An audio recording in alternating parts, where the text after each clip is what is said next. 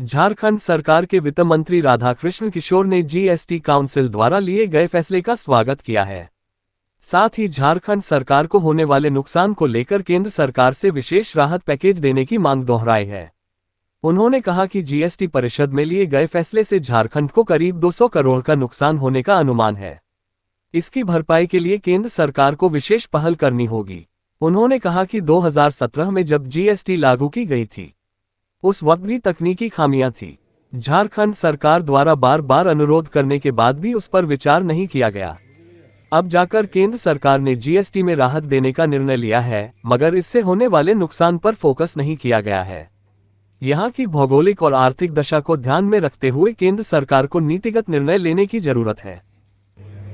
तो मैंने कहा कि 2017 में जब जीएसटी आपने लागू किया था, इसका मतलब तो ये है कि जब आप रेशनलाइजेशन की बात 2025 में कर रहे हैं, तो इसका अर्थ तो यही हुआ कि 2017 में ये रेशनलाइज नहीं था, ये विवेकपूर्ण निर्णय नहीं था आपका, तभी तो आप उसको संशोधित कर रहे हैं। संशोधन का आधार क्या है? तो कोई जवाब नहीं मिला। हमने कहा कि 2017 का जीएसटी ठीक था या 2025 का जीएसटी आप ठीक करने जा रहे हैं, तो कोई जवाब नहीं मिला। लेकिन देखिए, हम ये नहीं कर रहे कि गरीबों के हित के लिए जो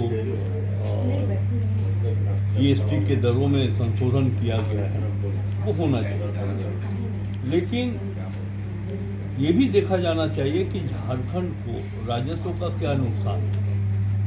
हम वैसे स्कीमों की बात नहीं कर रहे हैं जो गरीबों से जुड़ी हुई स्कीम है, जिस पर जीएसटी के दर को घटा दिए जाने से गरीबों को लाभ पहुंचेगा, हम उसकी बात ही नहीं कर रहे हैं।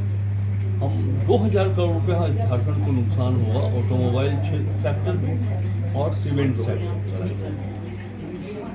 तो जो आकलन हमने किया है, उस बैठक में जाने के पहले जो अध्ययन हमने किया, रिव्यू किया, तो उससे यही पता चला है कि लगभग 1800 से 2000 करोड़ रुपया प्रतिवर्ष झारखंड को नुकसान होगा। तो हमने कहा कि आप संशोधन करिए, लेकिन झारखंड को जो नुकसान हो रहा है, झारखंड गरीब राज्य है।